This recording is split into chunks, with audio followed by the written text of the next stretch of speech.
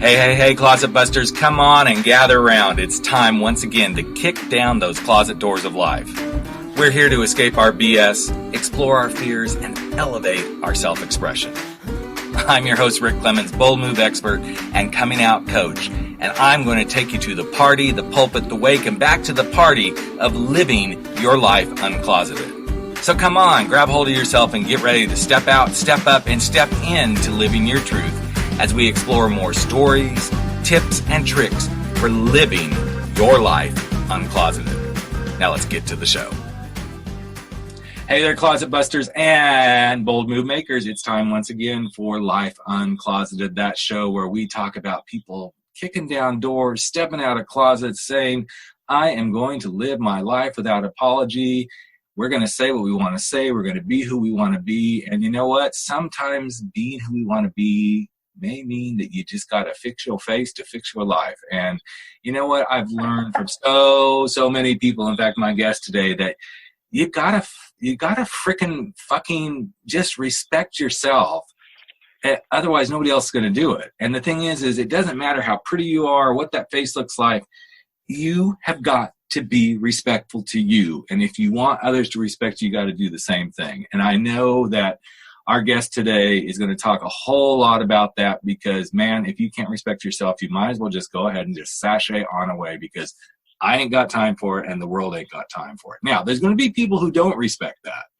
And she's going to talk about that because she's gone through quite the coming out story today. And she's actually become her own, well, what I'm going to call, she's a rising star in the rap world. I've just enjoyed everything I've seen and read about her so far.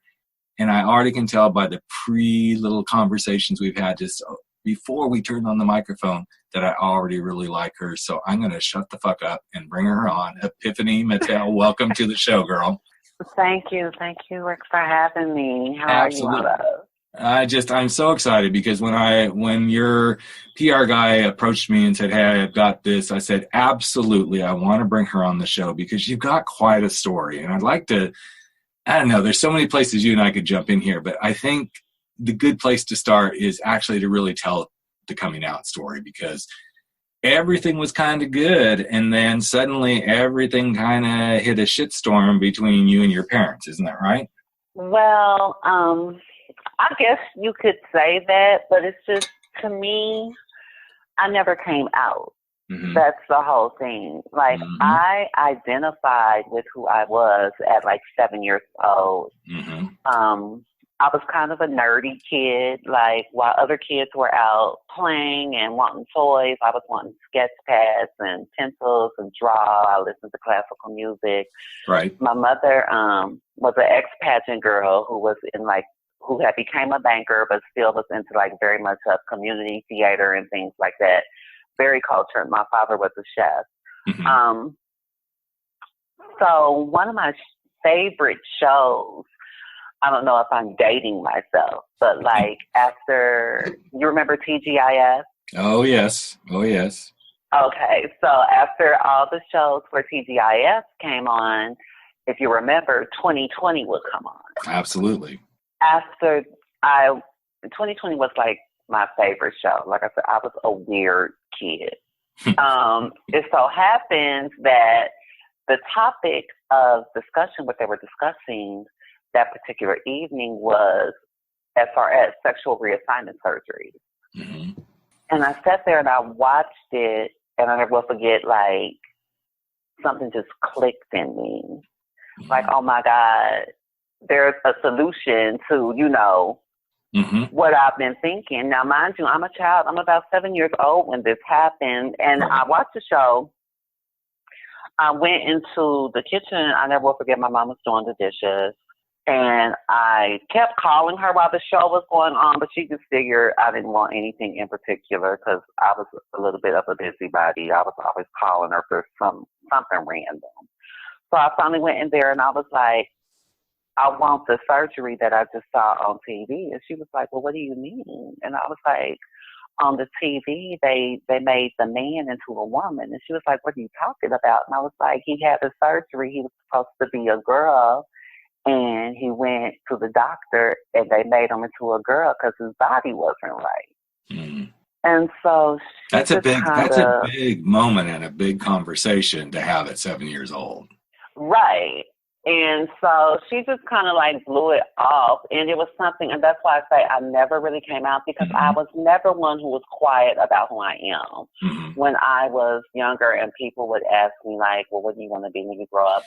You know, I remember a conversation I had with my aunt, and I told her I want to be an actress. And she said, well, no, sweetie, you don't want to be an actress. You want to be an actor. You know, men are actors, women are actresses. And I told her, I know.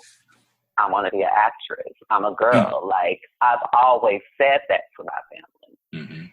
So I don't know if back then the knowledge wasn't as accessible as far as transgender individuals. Well, yeah, I mean, everything was the sexual reassignment. I mean, transgender wasn't even really being used in the vocabulary, so to speak. And everybody who was in this, because I've talked to many, many people, you know, that are, you know, have been in this world, and it's like, yeah, this wasn't even talked about. It was just like, oh, you kind of got it brushed off, or you were a freak or whatever. So what you're describing, you were crazy. It was considered a mental illness. Exactly.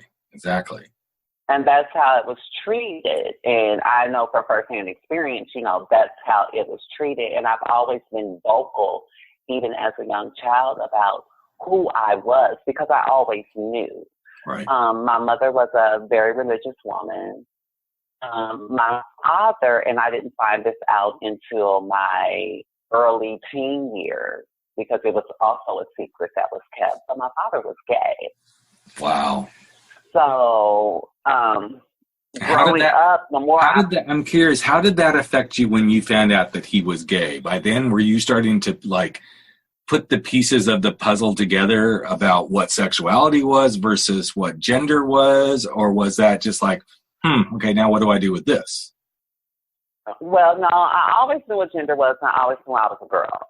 Okay, cool. I always knew my body was wrong. The way it was handled did put me in a very rough headspace, because I grew up in Kansas City, Missouri. And as you know, just culturally, being an African American, that is extremely frowned upon. Yeah. You know, being homosexual is extremely frowned upon, and then to go as far as to being transgender does not even becomes an option. You know, like. Well, and then add to it, you're living in the middle states of the country. I mean, I'm raising my hand here. I totally get you, because I grew up in Oklahoma, Arkansas. Those were where I spent the Bible Belt. Yeah, the Bible Belt. So now you're laying that on top of it, and your Bible Belt, and you're black, and, you know, all this stuff is happening. It's like, oh, no, you are not that. That I can just hear, you know, everybody in your culture saying those words. This is not who you are. You don't know what you're trying to be. Right. And luckily, people outside of my family unit more or less tolerated me. You know, like they sympathized with my parents. But I can say no one was ever like mean to me or even took it amongst themselves to correct my behavior. They allowed my parents to deal with that. So they just more or less tolerated me. So I constantly got it from my parental units. My mother, being a highly religious woman, felt like in her mind it had something to do with the devil. You know, like I've been everything. I have been to a priest to have it prayed away, you know, been through things where they were, I don't want to sound so brash about it, but I don't really know how to describe it because we're not Catholic. We were Baptist, but in the sense of them trying to exorcise the demon. You know what I'm saying? Like, get this demon off me, pray it away, things like that. When that didn't work, and as I progressed, and still because when I was around 7, 8, 9, to them it was a phase. And that's how they comforted themselves. She'll grow out of it. Right. It's just a phase, you know, but the older I got, nothing changed. Right. You know, like I always was the way I was. And even my father would tell me, you know, because he always spoke very frankly with me. And he was like, you know, if you're gay, you're gay. Nothing's wrong with that. We can deal with that. He was like, but you don't want to be what you're saying you are. You know, those people are sick. They have mental issues. They're perverts. You know, this was how he saw transgender people as a gay man. Right. You know, so and that's interesting as because I got old, I think so many people in those generations, I think you and I are probably in very similar generation here. This was all mental illness sort of stuff for so long. It was, okay, this is what it is. And then you layer in the biblical faith stuff on top of it. It was like, it was a constant uphill battle. It's like, no, you don't get me. You don't get me at all. You know, and I remember in my own head as I was fighting these demons of being a gay man, you know, I would sit there and go, okay, God, really? This is what I'm supposed to feel? So you're telling me that I'm really bad, and if I'm really that bad, then I'm going to hell, but yet you keep making me be all these other things. I was like this really good guy, and people thought I was a great person, and I was a pianist, and I was talented in other areas. Oh, but you don't like me, God, because of this one thing. And it was so confusing because I couldn't put it together with, okay, but how does this align with who I am? So I can't even imagine, and you know, I've had conversations with other transgender people, but I cannot imagine constantly being just almost daily conversations relegated to, okay, but you can't be that. This is a sickness. This is an illness. It had to get just daunting on a daily basis to live that life and hear those words. And it was on the daily basis. Like I said, my mother was a pageant girl in her youth. She used to model. Then she got into, once she did that, she got into banking, but she's always kept in touch with the arts. And so she did community theater. Coming up, I've been through, at the church, she taught etiquette and finishing for girls, you know, had a little modeling program. Right. And I was a part of all that. You know, I was kind of like the little mascot because then it was cute. Right.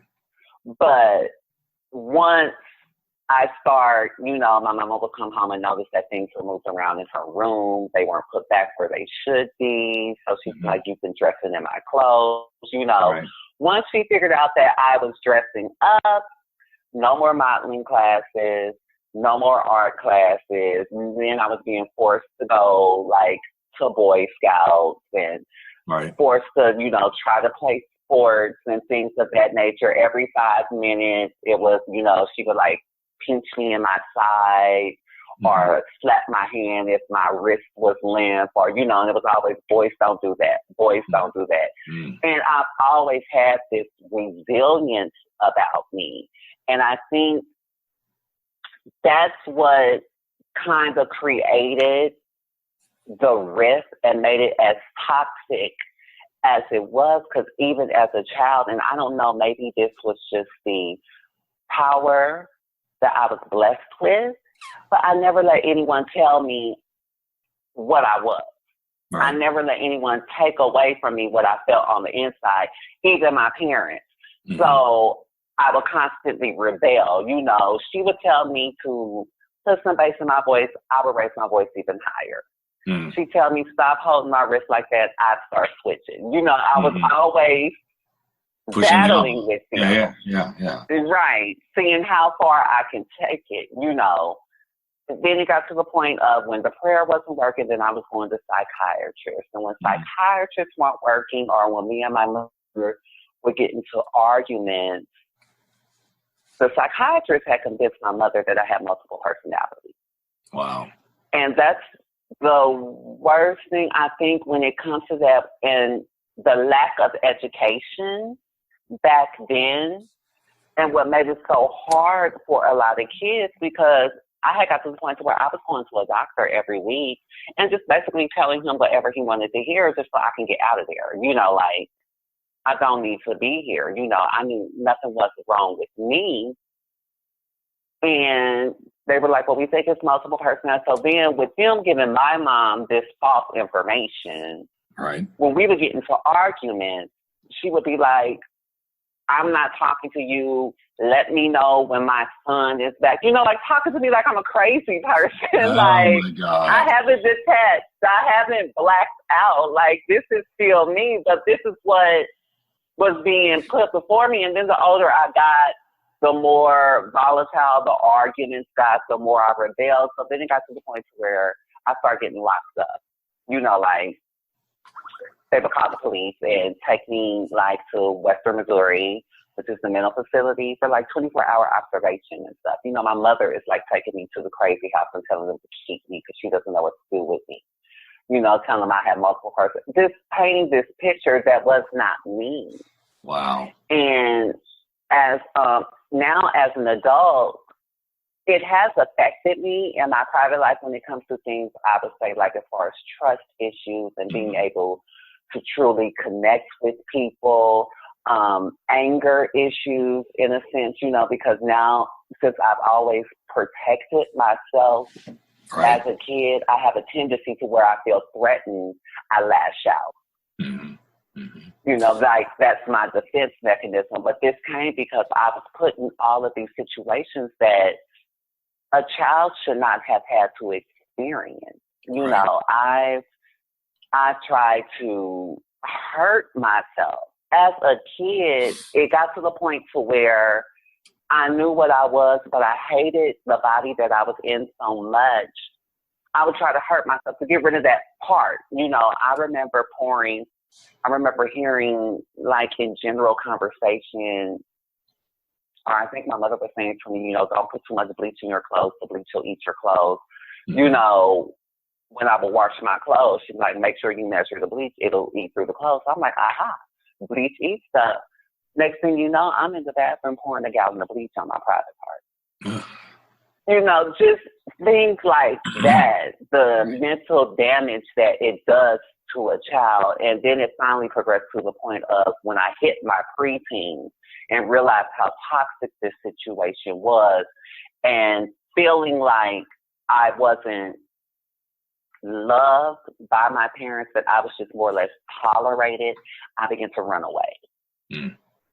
And once I began to run away, which is what a lot of gay and transgender teens do, and then you discover the life, quote unquote, and the families within the life. So I'm like, okay, now I'm around people who are like me. Granted, I would run away to a place where it would be like, everybody was a minor except probably for the person that owned the apartment who happened to be a transgender woman who didn't want all these little transgender girls out on the street. So she would let them run away to her house and raise her from the ages of like 12 to 16, 10 of us in a one bedroom apartment. Wow. You know, just living life because we're not accepted in our home. What was the thing that you feel like finally really got you realizing this, I can't do this any longer. This is really me. I've got to make the change. I've got to make the move. What was the final straw, so to speak? My mother said to me, because when I would be home, I was boy crazy. But I wasn't boy crazy in the sense of being sexual. I just always I noticed the girls that I hung with, the boys would always like buy them stuff and, you know, get their hair done, give them money, you know, things like that. And boys were always trying to talk to me because I was always dressed up. So I would just, you know, play nice and let them give me money, buy me stuff, you know. They knew I was young. I was attracted to older guys, so they really didn't try to pressure the sex, even though in the back of my mind I knew it was expected. They never spoke on it. And I went through this long phase of not telling these men that I'm transgender, which would in turn, if I got into it with the girls that I hung out with, and they would go back and tell the boys, oh, you know, that's the boy. You know, but at the same time, these are boys, and I'm like sneaking into the house, hanging out with while my mom's not home. Right. So when things like that would happen, it would backfire. And next thing you know, there's like either a dude beating on the door looking to beat me up, somebody throwing a brick through the window. You know, I was putting my mother in danger, for one. My mother had got to the point where she was like, look, I'm the only one who has a period. I am the only one who can conceive a child. I'm the only woman in this house. You cannot be a girl in this house. Because at 12 years old, I started dressing every day. You know, like my mother would leave for work before I would leave for school. Yeah. So I had my stash of girl clothes that I had got these boys to buy me. And I was going to school as a girl. Gotcha. You know, and when she would discover stuff like that, she's like, you know, this isn't acceptable. So she tried to pull that card of either you stop or you get out. Thinking, you know, you're talking to like a 12, 13-year-old child. You expect them to be like, okay, I'll stop or I'm not going to do it anymore. But I've always been a little rebel. So I was like, fine, I'll leave. And I left and go ahead. No, I was going to say, and then so what happened next? You finally did leave. Yeah, I left. I went and stayed with friends. I was always determined because my father had instilled in me that being transgender, I was never going to be anything. You know what I'm saying? So I stayed in school. I made sure I completed school. I got up, went to school every day. The rest of my friends were skipping school and not even bothering to go to school, just children living an adult life. Right. I would still go to school, you know, made sure I did all that and just really lived my life. As far as being out and hanging out, my mother was kind of all about appearances. So it was always, you know, Epiphany ran away. So but it was never, I told her to get out. Right. That would never come up. So Kansas City is small. Yeah. It's a nice size town, but it's a very small town mentality, the Missouri side. You know, everybody knows everybody. Right. So it would get to the point of I would be out hanging out with my friends and maybe one of my older cousins would see me or maybe a relative or somebody would see me. And then they would pick me up and take me back to my mom's house. I would get there. We would argue. She would call the police. They would be like, well, you know, she's a minor. You just can't kick her out. You know, you have to go through the process of having her removed from the home if this is what you want, whatever. The police will leave, and then she's like, are you still going to do this? Yes, I'm still going to be me. So she was like, okay, well, you can get out. And then it would go back to, she would call me in as a runaway. So I'm sitting here ripping around the streets, just being a free teenager. The police will pull us over for being congregated or loitering in the wrong place, run our names. I'm already in the system as a runaway. Right. So they would pick me up, detain me, call my mom to come get me. My mom will come pick me up from juvenile on the way home. So are you still going to do this? And yes, I'm still going to do this. She'd pull over at the next corner. Okay, well, get out of my car. What a wicked cycle. So it really just, yeah, so it just got to the point to where, and it's sad. Now, my father has passed, but me and my mother are extremely close. But in the sense of, she just finally had to come around, I guess, in her own time. Once she really figured out that, you know, it is what it is. This is not. Right. This isn't just change. Yeah, this isn't just dress up and let's take that makeup off now that we're done playing. This is the heart and soul of who you are at your innermost self. Exactly. And unfortunately, that was not until my early 20s. So I spent all my teenage years not speaking to my mom. You know what I'm saying? Not speaking to my parents, running away from them, I remember they were getting ready there was a situation where I was dating a guy who was kind of like a drug dealer, gangster type guy, and I did not tell him, you know, because I didn't back then. You could not get me.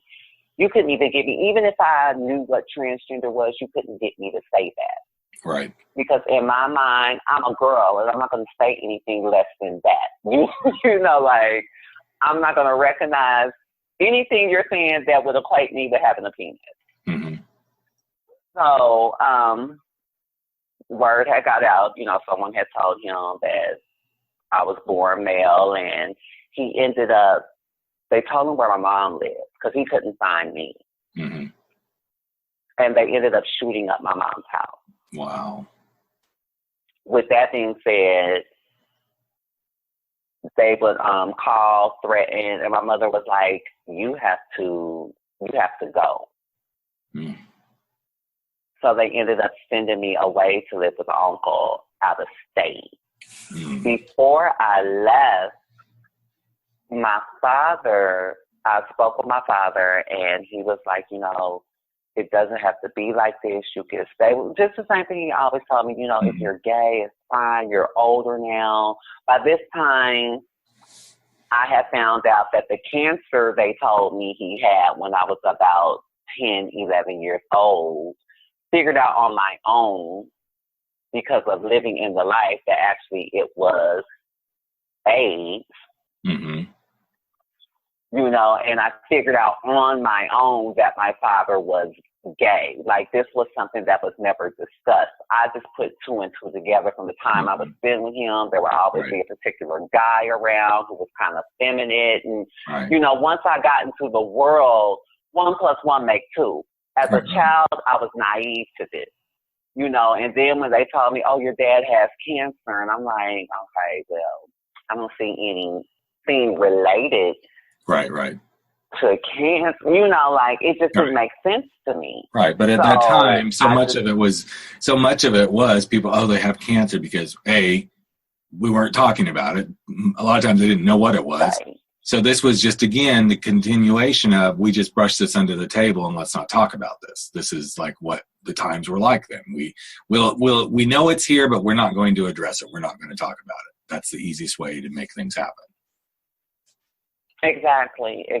Just ignore it and pretend like it doesn't exist and live your life accordingly, you know, which is the cycle that my father was brought up in, which means that, you know, he had to leave. There was a point in time where he had to leave in order to be who he was, and ended up getting buck wild, or, you know, no one even knew about the dangers of HIV at that time. Right. So by the time he found out he had it, it was too late. All he knew is that he had something that was eventually going to take him out because medicine wasn't what it was now. And so he moved back home and he tried to repair our relationship. Because we've always had like this closeness. It was kind of like a love-hate with my dad. Like, I loved my dad to death.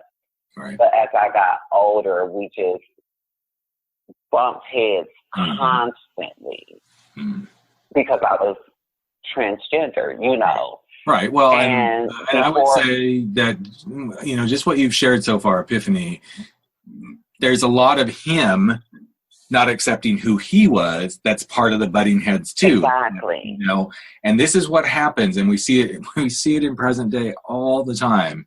The biggest homophobes and the biggest people that are preaching against it, then suddenly one day it's like, okay, well, yeah, I've been fucking the boy in my office. It's like, really? So this is what it's like. You push so hard against it that, you know, finally the truth comes out. And this was so common in that time frame that you're talking about, that people were in such deep denial, and then it tears families apart, it tears relationships apart. All this stuff begins to happen. So you get to this space, and then suddenly you start to live your truth. You become you live the way you're going to be. You are who you are. Bridges are starting to be repaired. You know, your dad, you know, basically comes out without really coming out. How do you finally just move on and get to where you are today? Because we haven't talked about that yet. How was that final, like, okay, I'm going to just go be me? How did that come about? Well, before I left, like I said, I was talking to my dad. He went through the whole spiel of, you know, if you're gay, it's okay, and I can show you how to navigate through this life. But if you continue on the path you're going to be a prostitute, you're going to be a drug addict, you know. And I responded with, I hate you. that was the last time I saw my father. Mm. Before I actually left Missouri, I spoke with my grandmother, and my grandmother, who was always, she never involved herself in anything, and she always treated me with kindness. Mm-hmm. But as far as the issues my mom was going through, because this was her mother, she never involved herself in any of that, but she always defended me. Mm-hmm. And before I left, my grandmother told me, she was like, sweetheart, you can spend your life trying to make everybody happy and be miserable, or you can live your life for yourself and be happy. Mm. And those were what she told me before I left. She was like, I want you to always to remember to respect yourself, live for yourself, and just be a good person. Mm. And in that moment, it was like a weight was lifted off my shoulders because someone just saw me for me. Yep. And that action from a person in my family, just that little bit of acceptance kind of laid my spirit to rest and gave me the confidence where I felt like I didn't have to fight and I didn't have to go out of my way to convince people who I am or what I am or I'm okay or I'm not crazy. And from that moment on, I just start living as, I already was living as female, but as far as the mental part of it, I was at peace and I didn't go out of my way to convince people, or I wasn't bothered by things people said. And, I was just, like I said, she just kind of like laid rest to my spirit. That's awesome. So now let's kind of move forward. You've come into your own. You've become, I shouldn't say become, because you always were who you are. It's always interesting when I'm having these conversations with my transgender brothers and sisters. I don't like the word transgender, and I always get hate mail when I say this, but I'm going to say it again. I don't like it because it's like, okay, that's how we have to define it for everybody else, but you are you. You're a woman. No, I'm a woman. Yeah. And my buddies that are guys, they're guys, But in order for us to get through this, to help the rest of the world be okay with it, we have to use the T word. And it's right. The world needs labels to understand. If this helps you understand, then okay, this is what it is. But if you ask me what I am, I'm going to tell you I'm a woman. I'm going to tell you I'm a heterosexual woman. I love straight men. Mm-hmm. I just happen to have a penis, but that's getting ready to be removed, and that's just that. I don't feel like I need a label to define myself. I feel like I'm still as much woman as any woman with a vagina. Mm-hmm. Even though I wasn't born with one. Right. I don't feel like it makes me any less of a woman, but if you need a label in order to help you understand me, then that's fine. I'm not offended by that. Whatever brings you to a place of opening your mind and understanding, then I'm all for it. Gotcha. So now let's get to, I was going to say, let's get to the real juice, but this has all been real juice, but let's really step forward into how this now shows up for you, all the things that you've gone through and standing true to yourself and being the rebel. How does this now show up in the art that you perform? Because, ladies and gentlemen, she is a rapper. She is a rapper. I want you to hear me say that. I didn't say she's a transgender rapper. She is a rapper, but it's even interesting in when we do these publicity talks and everything, it's almost like the trans word has to show up because suddenly it's like, oh, isn't that interesting? Well, no, she's just a rapper. But how does this all show up for you in your art and the music that you do? Has it been something that's really impacted? Do you find yourself bringing some of the stuff into the art, which I know is a stupid question because I'm sure it does, but give us some insights into that part of your life too. I mean, my life, the things I went through as a child and as a teenager, as a young lady growing up, they've all molded me into the woman I am. Yep. I like to say now that I have grown and have a sense of self, looking back, I didn't have any bad experiences. Mm-hmm. I was taught life lessons. You know, no experience is bad if you can walk away with it with a lesson. Then it wasn't as bad. You had to go through that. You know, with no struggle, there's no reward. So with that being said, as far as my art is concerned, I shoot from the cuff. Yep. I'm very brash in what I say. Yep. And I really go into it with no apologies, but it's given me this whole collection of experiences to pull from, stories to tell, you know, that relate across the board. It can relate to a gay man as far as a gay woman, trans man, straight woman. Because at the end of the day, we all live the same existence. Yes. We all want to be seen. We all want to be heard. We all want to be loved. You know, it's just based on, and it's sad, but based on who you decide to love distinguishes you as a sense of separating you. Yes. But the experiences are all the same. Right. Love is love. Sex is sex. Cuddling is cuddling. Arguing is arguing. Getting up in the morning making breakfast is getting up in the morning and making breakfast. It's. I remember my first conversation I ever had with somebody that pushed my button, but I didn't let him push my button. Okay, so I know that may sound a little bit weird, but I used to get my button pushed and I could go off on it like nobody's business. But I remember when they pushed my button. I get it. I used to be the same way. Yeah, and then I said, okay, I knew I needed to starting to do this in a better way, especially if I was going to be a guy doing a podcast and be a guy writing books about this stuff and things like that.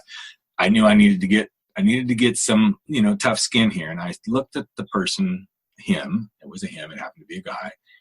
And I said, so let me tell you about my life.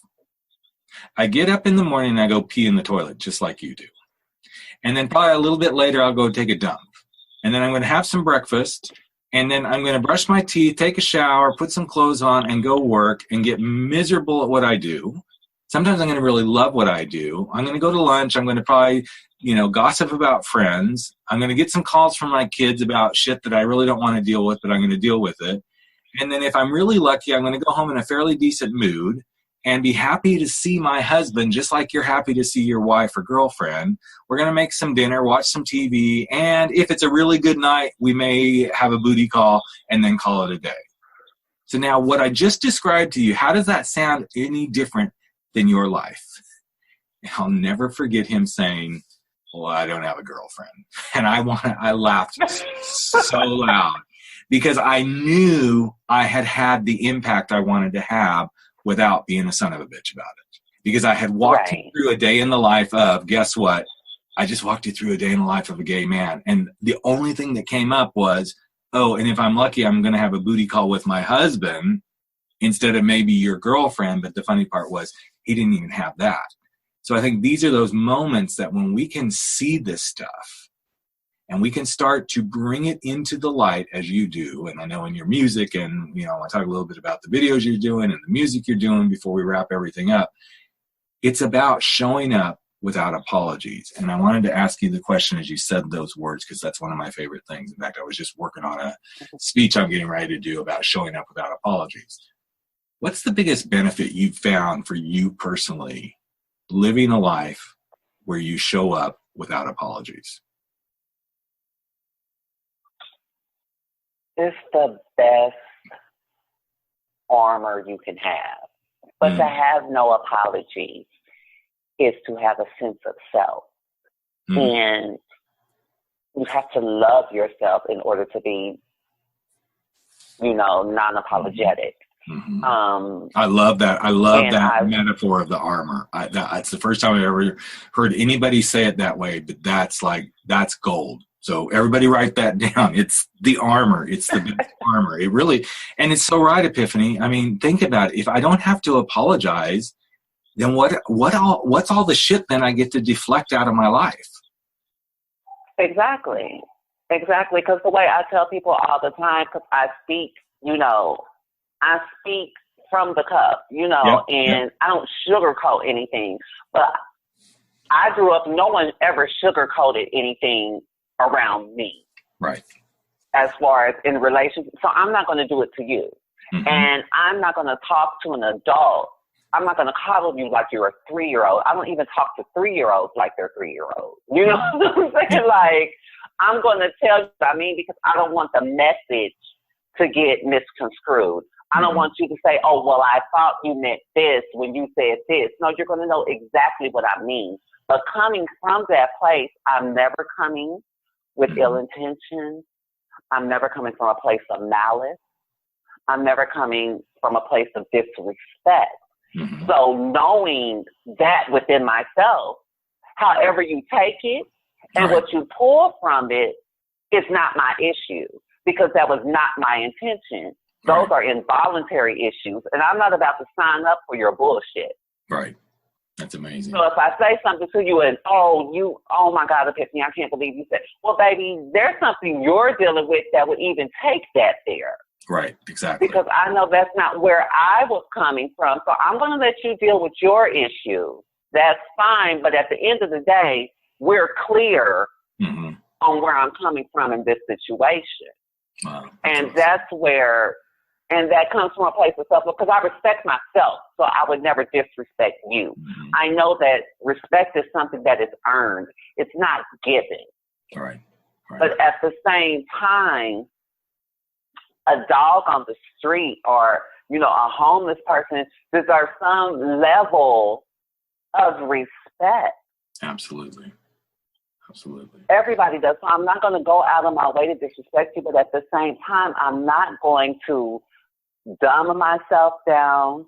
I'm not going to sugarcoat who I am. I'm not going to do any of that to appease to your comfort level. Absolutely.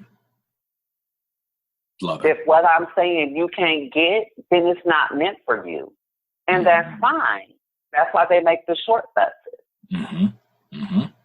You need to be coddled. You need to feel cozy. You get on that short bus, and I'm going to ride on this full-length bus where everybody knows where they're going, and they got plenty of room to spread their wings.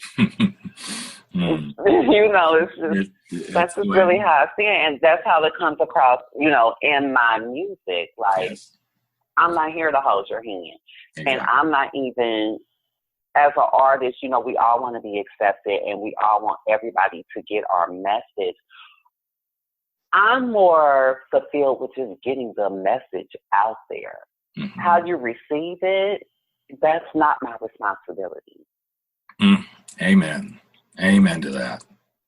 And that's what this show is all about, is getting the message out there, and what you hear from it, what you take in from it, what you decide to allow to be sponged up into your own little brains, that's up to you. And I don't mean to come off flippant right now, but I think this is such a powerful thing, that Epiphany you've just brought up. It's we all deliver messages, and we all deliver emotions and feelings and things such as that. But it goes back to something that I learned long ago when I was going through my coach training, is what somebody says is all about them. What you hear is all about you. And I wish more people could really, truly understand that, and understand it in a way that that's a really respectful way to show up in the world. Anything you may say here today to me is however I choose to receive it. You're just saying and speaking your truth, just like you do in your music and everything else. And whatever I say here in my podcast is just what I'm saying. Whatever you, the listener, chooses to take in and interpret in the way that you do, that's all on you. And I'm not being an asshole. I know some people may be listening going, okay, he's a freaking asshole. I'm not. I'm just saying. No, we're on the same page. Yeah, but it is hard, because as I say those words, I go, but then I know there are times that I don't live by that credo. I don't do that in my own life. But I think this is the biggest, probably some of the biggest stuff that we as humans, if we could overcome that stuff and really say, okay, that's what they said.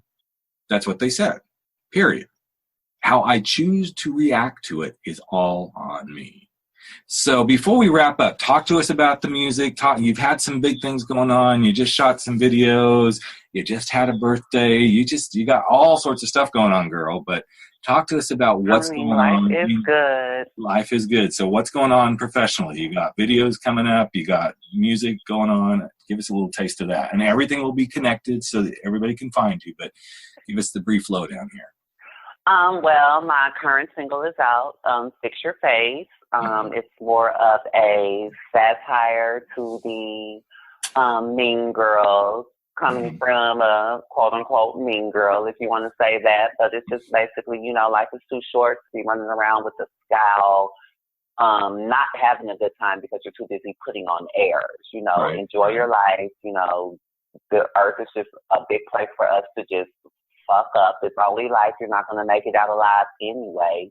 So you might as well have fun, you know. Right.